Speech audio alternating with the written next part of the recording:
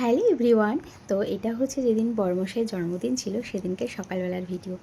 তো বেশ অনেক সকাল সকাল উঠে দেখো স্নান টান সেরে নিয়েছি, আর বেশ কিছু কাজ ছিল। বেশ টানা বৃষ্টি হওয়ার পরে বেশ রোদ উঠলে বেশ ভালোই হয়, ভালোই লাগে ওয়েদারটা। তো আমি কেচে ধুয়ে দেখো মেলেও দিয়েছি, আর এদিকে হচ্ছে সোনাকে তুলবো এখন।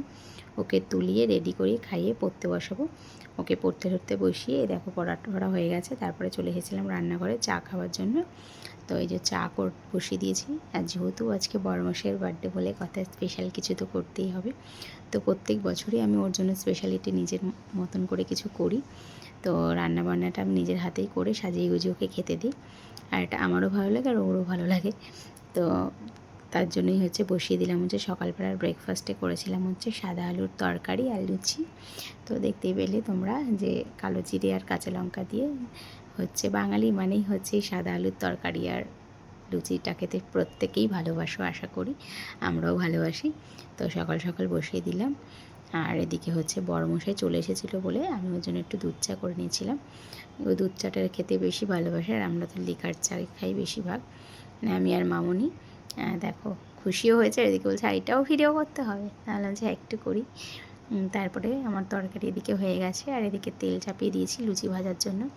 ব্যাস ফুলকো ফুলকো লুচি আলু আর হচ্ছে সাদা আলুর তরকারি দিয়ে ব্রেকফাস্টটা জাস্ট জমে গেছিলো।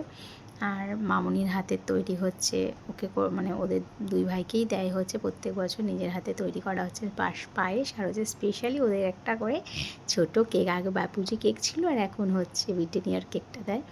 এটা হচ্ছে স্পেশাল মামনির হাতে। তো আমি ওর ভিডিও কিছু তুলে নিলাম, কিছু ছবিও তুলে নিয়েছি। আরও বলছে তুমি পারো। এইসব করে ব্রেকফাস্ট কমপ্লিট করে চলে এসেছিলাম রান্নাঘরে। বেশ অনেক কিছু রান্নার আয়োজন করেছি, তো সেগুলো টুকটাক করে অল্প অল্প করে করছি, আর যেটুকুনি পেয়েছি তোমাদের সাথে শেয়ার করলাম। তো এখানে 5 রকমের ভাজা ভাজা কমপ্লিটও হয়ে গেছে দেখো। আর এদিকে একটুখানি ঝিঙের হচ্ছে একটু এটাকে ঘন্টই বলতে পারো। তারপরে মাছ আর অনেক কিছু করেছিলাম টুকটুক করে। তো সেগুলো তোমাদেরকে পরে একটা ভিডিওতে তোমাদের কাছে শেয়ার করছি। তো দেখো মাছ ফাছগুলো ভাজাও হয়ে গেছে। এদিকে মাছের ঝোল করব বলে আলু দিয়ে রেখে দিয়েছি।